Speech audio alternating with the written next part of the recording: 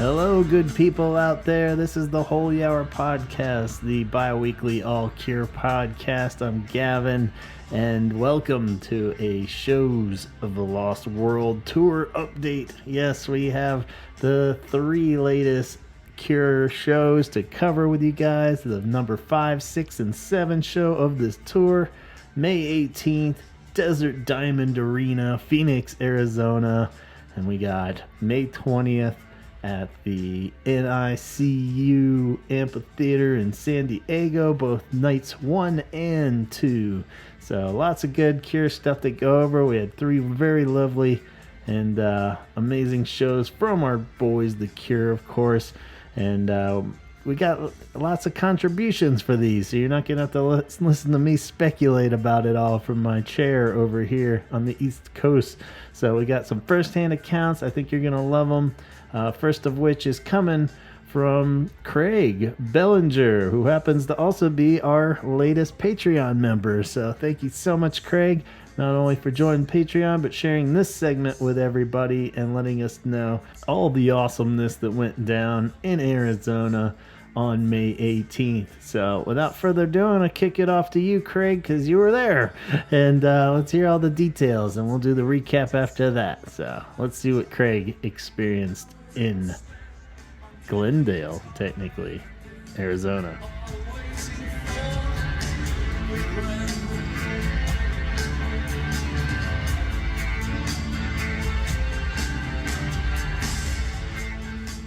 Hello, Gavin. This is Craig from Litchfield Park, Arizona, and I wanted to share my experience seeing The Cure at Desert Diamond Arena in Glendale, Arizona on May 18th.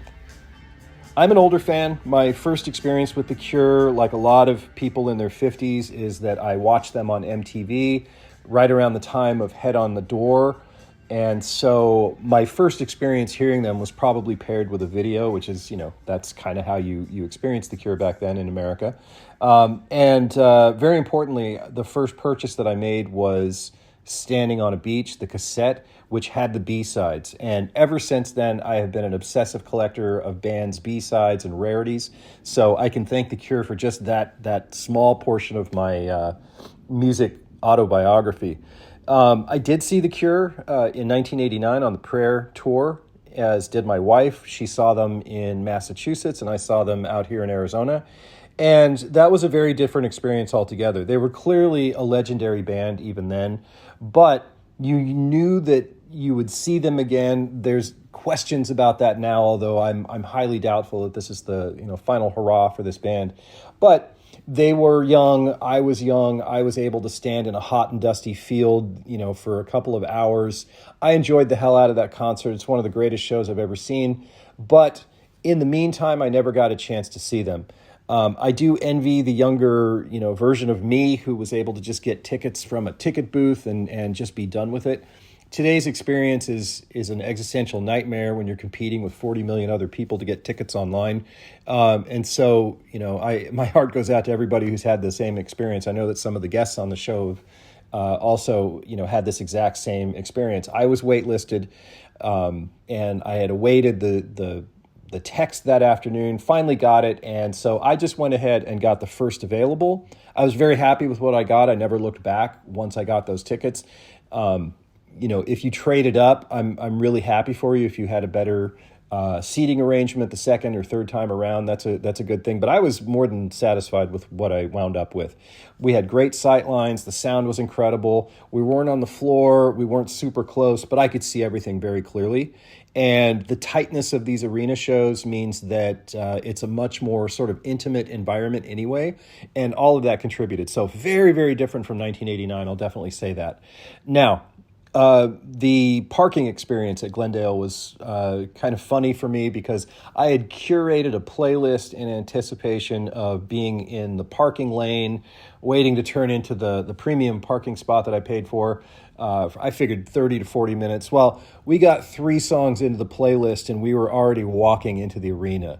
So much for that. I still have the playlist, but yeah, whatever. those experiences are kind of insignificant compared to the rest of the thing. Once you get in there, the merch booth is a good experience. Get there early. Clearly, the lines were super long after, half an hour or so after doors open, but we were in there pretty quickly, and so we got our shirts. I picked up a Twilight Sad shirt. My family, my wife, and my two daughters, they both got, or all three of them got Cure shirts. We got one of the purple tour posters. I was not a giant fan of the brown posters for this. When you live in the desert Southwest, brown is everywhere, and so I don't really have a lot of brown inside my house unless it's just dust. And so I will probably opt for one of the second or if there's a third edition poster, which are there's a blue one out there. It's a really beautiful looking blue. So either way, that was a pretty good experience. Like I said, I picked up a Twilight Sad shirt, not just because I like to help out the bands for their merch sales, but I'm a fan. And so once we got those the merch and we walked into the arena, I was very happy to sit there and watch the Twilight Sad play their set. They sound incredible, very clear sound. They are very professional. It just, the 40 or 45 minutes that they play goes by really quick. Most of the music that they play is from a recent album, very likely because Cure fans who've seen them on other tours know some of the older music, and so they're trying not to be repetitive, which I appreciate that.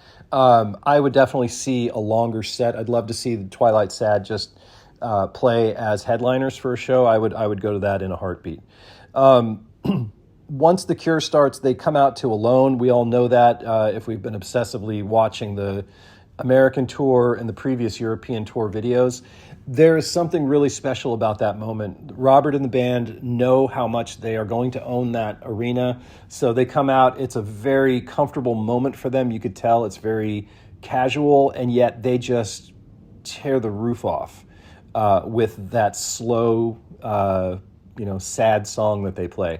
The visuals really work with the music. If you've been watching the videos from the previous shows already in 22 and 23, or discreetly listening to some of the captured audio, then you're already pretty familiar with the music. But I have to say, from firsthand experience being there, all of the new songs take on a whole new dimension when you're in there. There's already a high level of quality songwriting and performance that is obvious from the videos that you watch, but it's different when you're just there and they are laying that those songs out in front of you. Fragile Thing and End Song were also highlights for me. They were all pretty amazing, though. I really enjoyed that experience watching them play these new songs. Very, very just a high quality experience. So I'm an older fan, as I said, and my set list expectations definitely reflect that. Going into this, I knew that I wasn't going to get what I wanted, right? So I wasn't going to get necessarily 100 Years or Primary or Faith, because those don't really seem to be much of this tour's experience. But I was hoping, because of what happened in Albuquerque a couple days previous, that I was going to get Charlotte Sometimes or Hanging Garden. Those would have been incredible moments for me, but I wasn't disappointed that they didn't play them. The rest of the show was that really well curated by the band, and they just made it all work really well. The pairing of I Can Never Say Goodbye and It Can Never Be the Same may not work on paper, but when you're there in person, they really fit well together. There's just something about that combination with the mini set from Disintegration that just worked perfect for that moment. There were other moments in the set list that they were unexpected for me. I don't have much of a relationship with Wish and a lot of the stuff that comes after that. It's not that I don't know any of that music, but I've never really felt personally involved in much of that music. But that changed last night. I watched them play a few different songs that I do now have a connection with. And so that was great to walk away with. Last thing I want to mention here is the date of May 18th, which is a very sad day. If you're a fan of Joy Division, it's the anniversary of the passing of Ian Curtis. It was really nice to see Robert Smith honor Ian Curtis by wearing the Unknown Pleasures graphic T-shirt. I didn't catch it at first, and then after a while I realized that the image that I was seeing as he got closer to the cameras on the side of the stage. At some points, you could actually see maybe a little bit more details on his T-shirt. And sure enough, I verified, afterwards with social media that was in fact an Unknown Pleasure shirt. So that was really good to see. Sadly, as we were leaving the arena, actually after I got home, I looked online finally, and we learned about the death of Andy Rourke of the Smiths. So that adds, some sadness to May 18th, and yet, the fact that I also saw The Cure play one of the greatest concerts I've ever seen and very likely will ever see on the same date adds some melancholy to May 18th, but there it is. That's my experience. I hope you guys have something very similar, and you get to walk away with just a wonderful memory, the way that my wife and my children walked away from ours last night. Take care, and thank you guys for all of the podcast testimonials and the set list breakdowns and all of the chatter over the last couple months. This has been a real lifeline for me during this experience.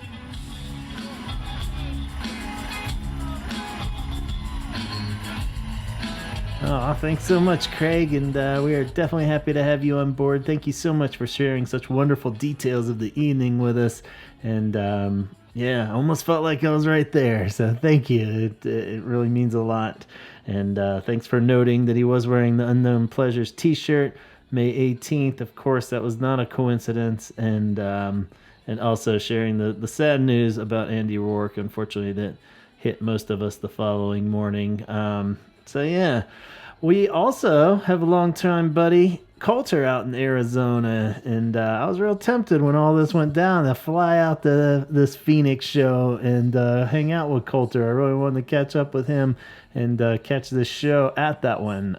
I think if it would have been after the shows I am going to, the possibilities would have been a lot greater because I would have seen how much money I have left over, and would have been a little easier to do the crazy adventure after you've already locked something down. But the way tickets went, I just wanted to make sure I had the ones somewhat close to me secured before I started doing any long distance traveling adventures. But it would have been cool, man. But here we are. We got a contribution from Coulter too. He's been a busy man, so I really appreciate the fact that he sent this in and got this in at the 0 minute here, so we could share it with you guys. So let's see how the same night went for Coulter. What overlapped, and what did he take away from the evening that might have varied or been the same as Craig? Let's find out. Another perspective on Phoenix, Arizona.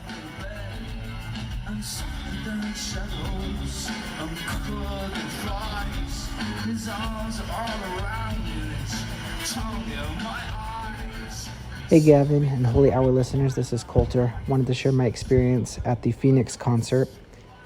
So the Phoenix show, it's billed as being in Phoenix. It's actually in Glendale, which is just west of Phoenix at Desert Diamond Arena, which used to be where the Arizona Coyotes, the hockey team, played at that arena. Previously, they haven't played there in I think like a year. They moved out of there, but that area has that arena just across the street is State Farm Stadium, where the Arizona Cardinals play, and where Desert Diamond Arena is. It's it's part of what's called Westgate. It's a big shopping center, so there's plenty of parking, but of course it costs to park there. I should note, I went with my friend, his wife, and his daughter, and it was about an hour from where we live. It actually started to rain, so we played Disintegration on the way there, and Robert, plain song, it looks like rain, and then, as we started driving, it was sunny, and all of a sudden, here come the clouds, and it rained, and there were some stretches driving on the freeway where it was heavy rain, which wasn't exactly fun to drive in, but it was cool. It really set the tone for the concert. Anyways, we get to, like I said, that what's called the Westgate Shopping Center, and there's plenty of parking, but of course it cost, I think it was $25 to park there, and they actually had a guy who was, some guy selling Cure shirts. I don't know if he made them on his own or what, but I didn't get a good look at him. If it was Chaz out there selling shirts, I would definitely be like, hold up, everybody, let me see what he has. But I'm trying to think what time we got there. So the Phoenix show actually started at 8:45, and I think all the other ones had started at 8:15. So it kind of worked out for us because we got there kind of late, given it took like an hour to get there by when we got to the front of the arena, there was a merch booth outside, and the lines were really long, but the lines to get in, past security and go in the arena those were short. So we're like, we'll just go inside. We'll see if there's the merch booths in here are shorter. So we went inside, and the first merch booth we saw, the line stretched around half of the arena, and we're like, okay, my friend's wife waited in that line, and we went to see if we could find another booth. And I should note too that right when we walked into the arena, Twilight said their set was already going, but we wanted to make sure we got merch. So that first stand line across halfway through the arena, and then there was another merch booth on the opposite end, and it had the same deal where like the line was pretty much extending all the way around. We went upstairs, same deal. There was one booth up there, but it was just wrapped around. We went back down, and my friend's wife the line was moving pretty quick, so we met up with her. But by the time we were probably, 10 to 15 minutes from, we estimate, being at the front, finally getting to purchase some, shirts, we were like, let's just get in our seat because we don't want to miss them coming out. So we were like, if we have to order shirts or whatever we want online, we'll just end up having to do that. So we gave up on that. I didn't get a good look to see if they had any of the Phoenix posters. The Phoenix show was actually the first show that had online. They had like the Phoenix poster on a T-shirt. There were totes, a hoodie. I don't think any shows before the Phoenix one had that yet. I know, so I'm recording this on a Monday. The 2 San Diego shows have taken place, and those ones also had the specific San Diego shirts with the poster on them and all that. So hopefully people who in Texas and New Orleans for those shows, hopefully they'll make them for that. I don't want anyone who's been to those shows to miss out. But that stuff was just online. I didn't see any of that specific stuff at the shows. I know the poster was supposed to be there. I didn't get a good look. Maybe they had some, but I didn't see it when I looked quickly. I was already familiar with what shirts that they would be selling, seeing pictures that people had posted. Anyways, like I said, we kind of gave up because it looked like by the time we'd get to the front of the line, it would probably be 15 minutes. We wanted to make sure we were in our seats for when the Cure came out. So we get in our seats, and probably just a couple minutes into sitting down, they all of a sudden the stage goes, just the stage area kind of went dark, and they start playing the rain sounds, and you can hear the thunder, and that went for maybe 5 minutes, and then the band comes out and they play Alone, and it was really cool to hear that live. I was pretty familiar with all the new songs from the Europe tour and people posting them. I listened to them a number of times. My friend, I showed him some of it, but he really wanted to kind of hear him for the first time live. But it was awesome to hear Alone live. It was really good. They went into Pictures of You, and then A Night Like This, Love Song, and Nothing Is Forever. And I think the set list may be up to that point from the beginning of at least the U.S. tour. I want to say that it's pretty consistent with those being in that order. After And Nothing Is Forever, they played, and I knew this was where, because I was familiar with the previous set list, this is kind of where they had done a different song at different venues. They played The Last Day of Summer. That was awesome to hear live. Then they played A Fragile Thing. And then Three Imaginary Boys. And Setlist FM says that was the tour debut for that one. But I want to say they played that one in Europe in the last year in the fall. That was awesome to hear live. I think Robert, I can always understand when he's like, thank you. But I want to say before they played Three Imaginary Boys, he said, we've been playing this one for 45 years. So they played Three Imaginary Boys. Then they played Burn. And then the 10th song was The Hungry Ghost. And it says this is the first time that they've played this on the U.S. leg of the tour. I actually used this time to go and use the bathroom back in 2016 when I saw them. They didn't come to Phoenix then. They went to San Diego. So me and my friend went there. And then I think we ended up, when it was when they played Us or Them, they played that song at the San Diego show. We went and we're like, okay, this is when we'll use the restroom. This time they played The Hungry Ghost, and I was like, okay, this is probably the song to go and to do that. I like that song. It's not a bad song. I think off of 413 Dream, it's probably the second best song off that album. Underneath the Stars is probably the best, and then Hungry Ghost is probably second. Anyways, after that, they played Push, and then Play for Today, A Forest, From the Edge of the Deep Green Sea, which of course, right when they started playing that, I thought about Donald and what he pointed out about the song. I can never, like, every time that song comes on, I think about that. And they played that one a lot. When I saw them in 2016, they played that song as well. It seems like that's one they play a lot. Obviously, there's certain songs like their hits. They're pretty consistent with those ones. But anyways, after that, they played End Song. That was really cool to hear live. And then they went out. And then for the first encore, they played I Can Never Say Goodbye, which might be my favorite, at least currently, of the 5 new songs we've heard. And then the next song they played, and I think this was the first time that they played this one, at least in this order. Maybe they played this song at the concert before Phoenix. It can never be the same. But I think when they played it at the show before Phoenix, they had it earlier in the set. So this came right, it was I Can Never Say Goodbye, and then It Can Never Be the Same. And I kind of like the transition between the two. I thought it was cool. And then they played Plain Song. Then Prayers for Rain, which Setlist FM says that was the tour debut. I'm sure that they played that in the Europe leg of the tour. But that was cool to hear live. It's kind of fitting for Phoenix in the desert, and then it actually rained that night. And then they played Disintegration, which was a lot of fun to hear live. Then they went out. And then when they came out for Encore 2, I think at least the first 2 songs in Encore 2 had been pretty consistent at the different shows. They played Lullaby, and then they played 6 Different Ways, which was a lot of fun to hear live. That was cool. They played The Walk, Friday I'm in Love, Doing the Unstuck. I think that's one where, I don't know if that was the first time they had played. No, I think they had played that another night. But I think that's one of the ones that they had kind of changed up in Encore 2. I had heard, so in 2016 at the show I was at, 2016, those shows, it was kind of like one night you might get the Wish show, one might be more Disintegration heavy or have more blood flowers. The show that I went to was more Wish heavy, and they had played Doing the Unstuck then. But I was happy to hear it again. It's a great song. Then they played Close to Me, In Between Days, Just Like Heaven, and then Boys Don't Cry. And so, they've been consistent, at least in the U.S. tour, playing 29 tracks. I think some of the ones in Europe, right, some of them had maybe 27, 28, or maybe there was a show that had 30 or more. But me and my friend who went to the show in 2016, we were like, oh man, then we got 34 tracks. And it's kind of one of those things where it's like 29 songs is a lot of songs. We were very fortunate to get that, but it was just so cool back in 2016 getting 34 tracks. And then we heard The Exploding Boy, we heard This Twilight Garden. So we got 2 B-sides. This time there were no B-sides. But they mixed it up here, and it was overall was a really good set list.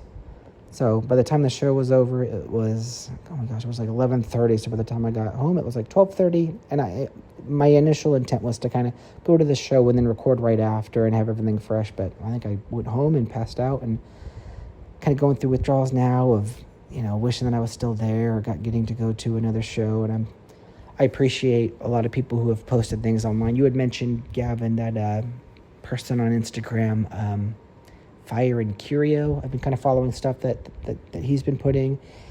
Andy has posted a lot of stuff, and he's coordinated a lot of things for Cure fans, which is awesome. Arusha is always good about posting things from the show, so I appreciate everybody who puts forth that effort and keeps people informed and, has good pictures or videos, whatever it might be.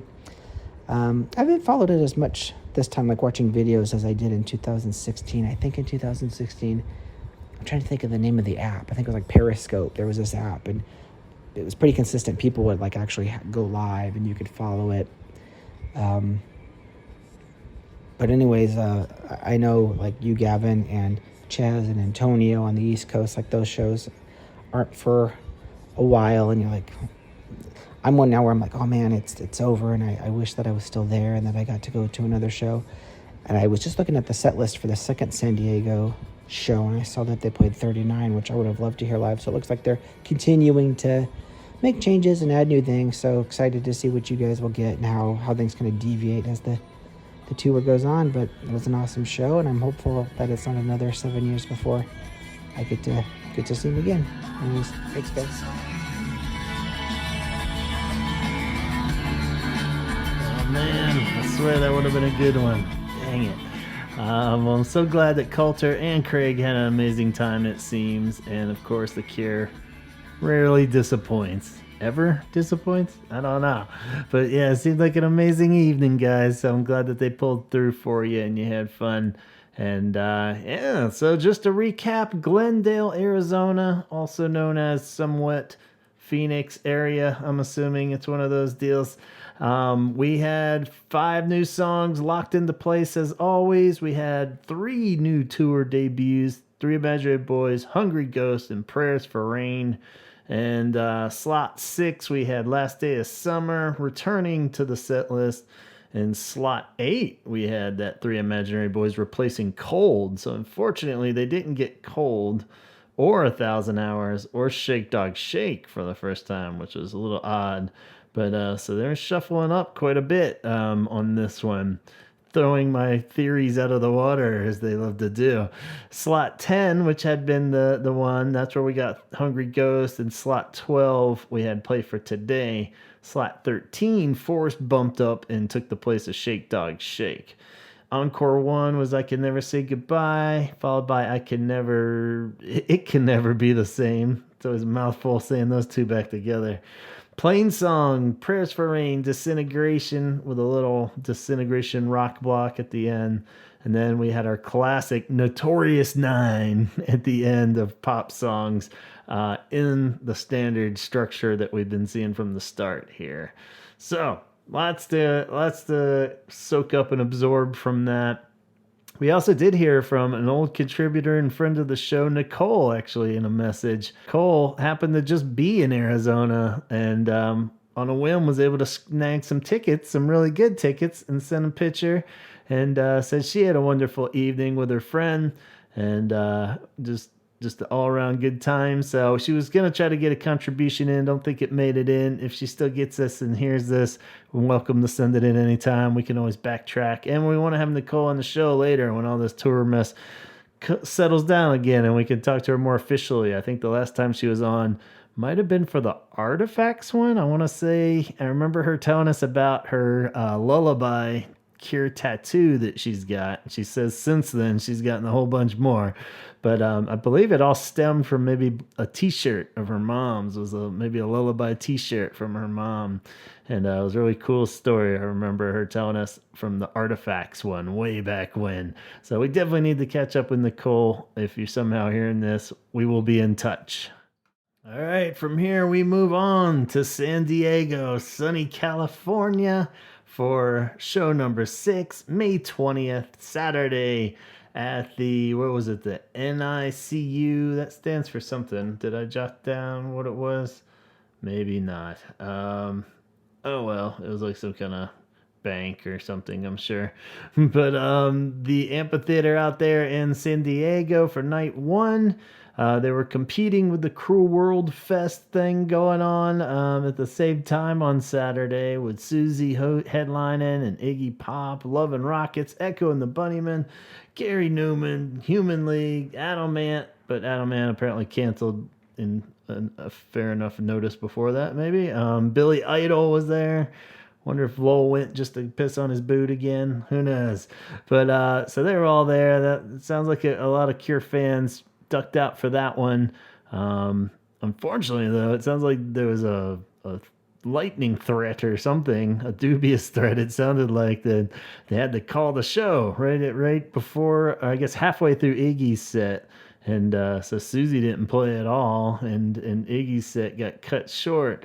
So all I saw were pictures of sunny days out there, but you gotta be careful, I guess, with that lightning stuff. Who knows? But tragedy for sure. And luckily though, they sound like that Susie and Iggy at least were doing sets the next day, so that's cool. But not for everyone that probably had to get out of there and couldn't hang around. So whoops, what a mess. You should have just gone to the Cure show instead, because it sounds like this was another awesome one out in California. We got a contribution from our buddy Francisco, who's out there and documenting the whole thing. So let's see what Francisco did leading up to the show and how it all unfolded.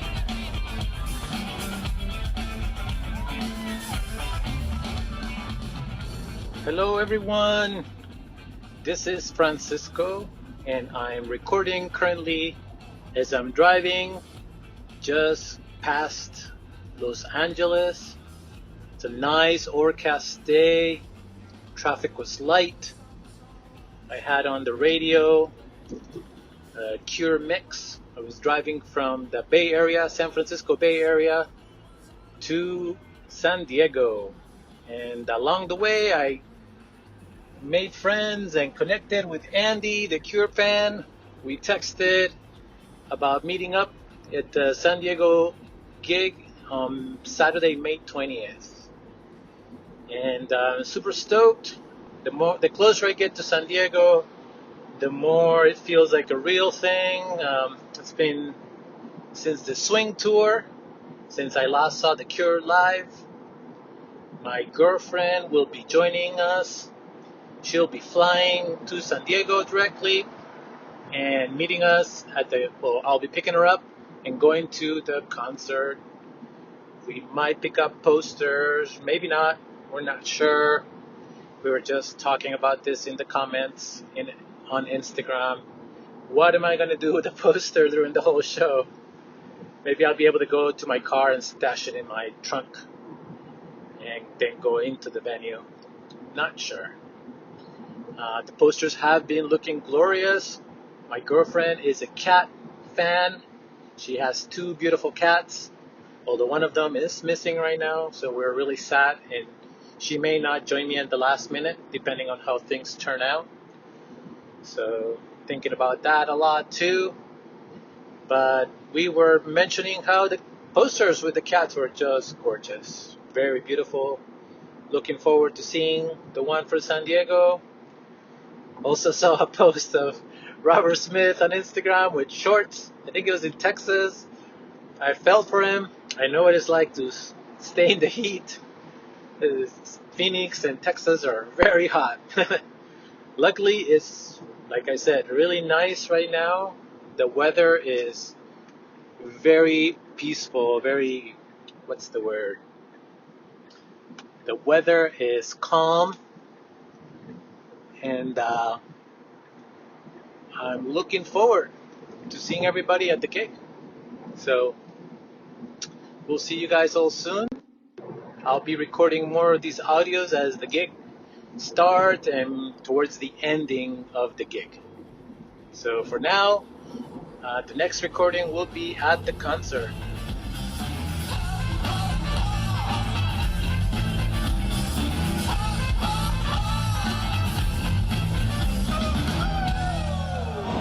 Hello everyone, this is Francisco again. We're here in our seats now, finally.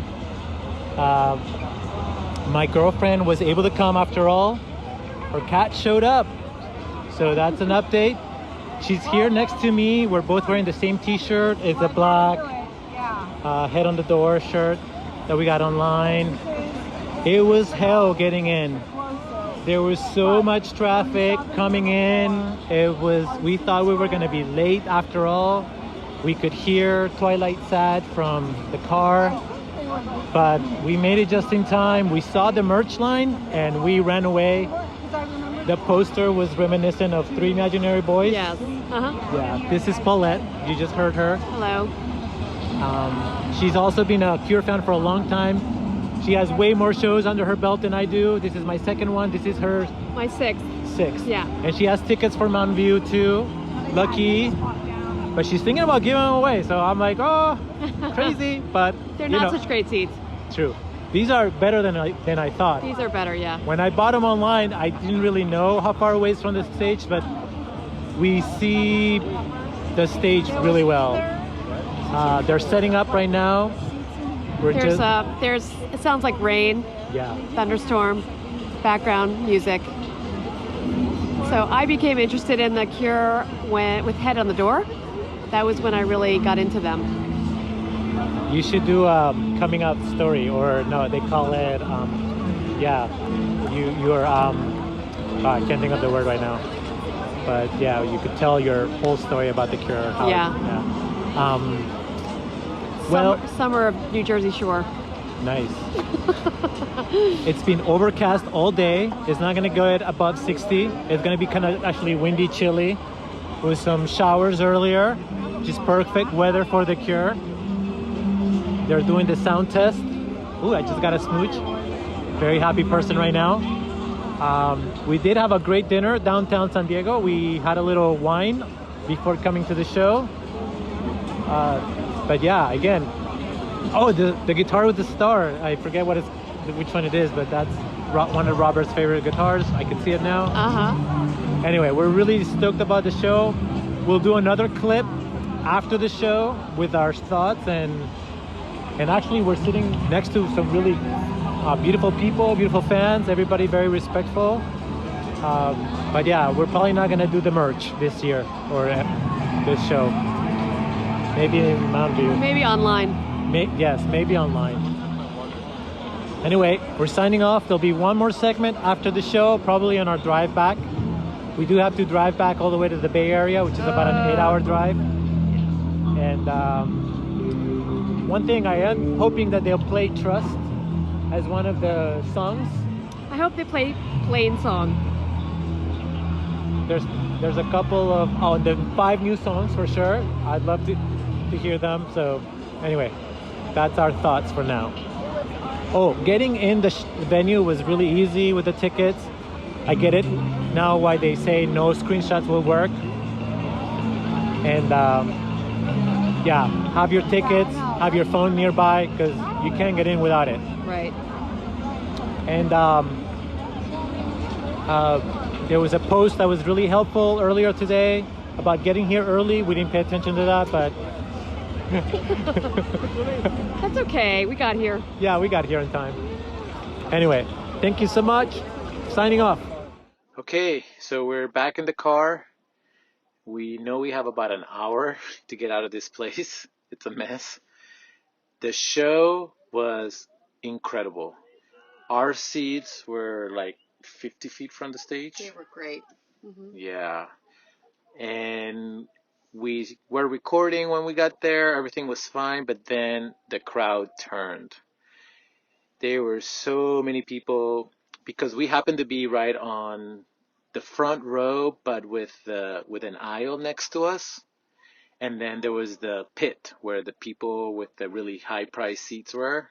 And then there was a chain there. So people came all the way down to take selfies and record songs.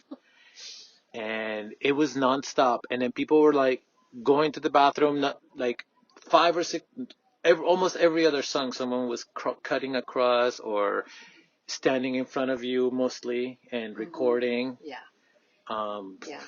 And there were a few people that I had to say, look, I came to see the show, not to watch you record this. So they did realize and move aside, but I didn't really feel like I'd have to say that so many times. Yeah, I'm a really calm person, and I had to tell a couple people to fuck off, to please move, go back to their seats. And then there was a guy who was drunk, and he just kept falling, and he was a mess. the security kept asking him to leave, and then somebody was asked to leave in the back. Remember, they were all flashing the lights. So let's talk about the songs that they did. Sorry. Okay, So they did Just Like Heaven. They did Close to Me. They did. They did the 5 new songs, just like they usually do in the sets. If Only Tonight I Could Sleep. That was really cool, yeah. That was crazy. Hot was fun. 6 Different Ways. Yeah. Shake Dog Shake, which is actually Shake one of my favorites. Was so out of the blue. I did not expect that. Came out and blew everybody away. Pictures of You was the second song. That was really beautiful. Really good. Yeah. The band sounded great. Robert sounded great. They had like so many guitars. It was awesome. Yeah, I just wish they played Plain Song. They did not do that, and I was hoping they would. Yeah, that was one we were wishing for. There was 2 encores, just like usual. It was, very good show overall. Just the crowd was terrible. So rude. I don't mind, like, if you come down and get a picture or, a quick little video, but not song after song after song. Like, it was just annoying. And they stand right in front of me with their camera so that I couldn't see the actual band members. I could just see their phone. Yeah. And they ended with Boys Don't Cry, which was really nice. And Robert got really playful towards the end on the last encore. He wasn't playing guitar, he was just dancing across the stage, and then he came out and said a couple things. He was really chatty compared to other shows that I've seen. He was very animated. And they did a forest, remember? Yeah, that was good. Oh yes, everybody got up for that one. Simon really nailed it at the end on the forest. He like went really crazy with the bass. That's right. And they did do Love Song. They did A Night Like This. Yeah, Love Song. Yeah. No, it was Push was one of my favorites. Yes. From the Edge of the Deep Green Sea. Yeah. That was in there. I mean, we enjoyed. I sang every song. I don't know if you could hear my voice, but I was yelling and cheering the whole night, and my voice is now like half gone, but it was worth it every minute. But yeah, there'll be one more show here tomorrow, and Robert said that they have been here 7 years ago last time to the date. Right. They did Burn too. From the Crow. That was good. Yeah, that got us all up and the set list is now online, so you can look at it. Set list FM. Yeah. Yes. Yeah. So thank you to the Holy Hour podcast and to Gavin and to Chaz and all the contributors. And we hope that you have a great show at your city, and that hopefully there's not a lot of assholes nearby you, and that you. Really. And then, are you gonna go to the Mountain View show? Yeah, I think I will. Okay, so she's gonna. I'm gonna be in Colombia, but Paulette's gonna go to the Mountain View show, and so maybe she'll record a little audio and give you a little review. Okay, that was it. Thank you. All right, guys, thank you so much for giving us the play-by-play there. Sorry for those assholes that were jumping in front of you with their camera phones and all that, but it sounded like a great evening nonetheless. Just to recap for our stats here, you got 2 tour debuts, both from Kiss Me, Kiss Me, Kiss Me, the number 6 slot with Only Tonight We Could Sleep, making its tour debut. And Hot, Hot, Hot, later appearing with the new version of the Notorious 9. So thrown into that pop encore, Hot, Hot, Hot is officially in the mix now. And in your number 10 slot, you got Show It Sometimes. Sucks that Coulter missed that one by one show. And In Between Days got the bump forward this time, as I speculated last time and actually pulled through this time, where they got a different pop hit in the final encore by moving In Between Days forward. And they also got Cold and Shake Dog Shake back into their normal positions and secured in the set. Robert was wearing an Eraserhead t-shirt on this one. Not sure if there's a specific significance to that one, but had that shirt on, which is always cool to see. All right, let's move on and wrap up with the final night of San Diego, Part 2, May 21st, Sunday night. One tour debut in this set list. We got 39 would appear in the first encore as the first time on tour. And but let's start at our normal spots here. It was very similar to the Arizona set.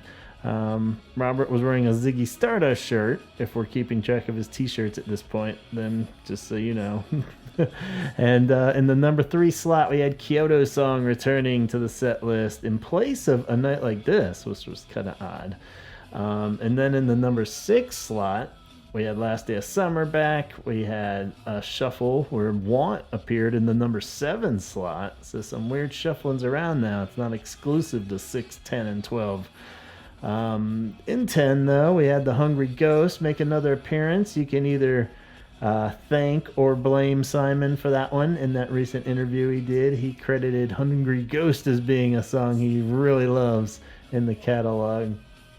So, Hungry Ghost, Kyoto Song, and 39. I can feel Chaz rolling his eyes from here. So hopefully he doesn't get this set list. Play for today was in the number 12 spot. Like I said, Encore 1. I Can Never Say Goodbye, followed by It Can Never Be the Same is starting to happen a little regularly. That might be something that sticks around for a little while. Those two back to back, followed by 39, and then Plain Song and Disintegration finishing at Encore 1. And Encore 2 was back to the Notorious 9, the original version, with Doing the Unstuck in there. No Hot Hot Hot or anything. Unfortunately, Francisco and his girlfriend did miss Plain Song by a day as well. So that sucks. And once again, no Cold or Shake Dog Shake in this set list. So, and no A Night Like This. So pretty strange, but cool. Solid set list too. So I hope everybody out there, might have been a nod to Multiple Night Syndrome where they were mixing it up, on purpose. So anybody that went to both is definitely getting more variety that way. So that would make it very cool. As of now, all albums have been represented except for one. Can you guess which album? Yep, the self-titled does not appear to have had a song played from that one yet. But every other album, I think, now has been covered to the best of my knowledge, I'd say. Yeah.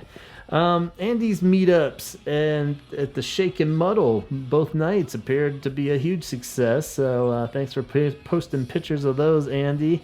And hope everyone that attended had a great time and got to meet some fellow Cure fans and get pumped up appropriately for these shows. Fear not if you did not go to those, but you are going to the LA or San Francisco shows. Andy will be continuing his hosting duties, and you can get another crack at it. Go hang out with Andy. The first one's at the Hard Rock Cafe on Hollywood Boulevard for the LA shows, and in San Francisco at the Sports Page Bar and Grill in Mountain View. So just check out Andy the Cure Fan on Instagram too if you want to get the details on those hangout/meetups. So yeah, we're up to about 44 songs total that they've played on this tour so far. The Euro one made it to 50 with a few additions on the finale night. But so still more debuts are technically possible. So we'll see and keep our eyes peeled. So stay tuned. We'll keep you covered everything we can, best we can over here. And also have some cool tour related conversations coming up that are full episodes, so it won't all be just me rehashing set lists for you guys. So subscribe, don't miss out. Follow us on Instagram and the Facebook page. And if you want to send in a segment or testimonial of your experiences, we would greatly appreciate that, like you heard in this episode. So please, send any sound bites or just write it out in an email and I'll read it for you if you don't want to use your own voice. You can send that to gavinconnor@gmail.com. And even if we've already moved on past the show you attended and you're thinking back on it and you really want to just record a message of how great it was, send it our way anyway. We can backtrack. That's no problem. And do it in the next episode that we get it for. So thanks in advance if you do want to do that. And hope anyone traveling out there got back safe and gets there safe for the next upcoming shows as we move onwards towards LA tonight. 3 big nights coming up this week in LA. And I hope everybody's already getting psyched and in line or at the meetup. I'm not sure when this is going to post, but hopefully before the LA show officially starts. So let's see what happens. LA's always exciting times. And bound to be great. So we'll keep you posted. Again, thank you so much, Francisco and Paulette, and to Craig, and to Coulter, and to you guys for listening. We'll catch you next time on a full episode or a tour update. I'm Gavin. Talk hard.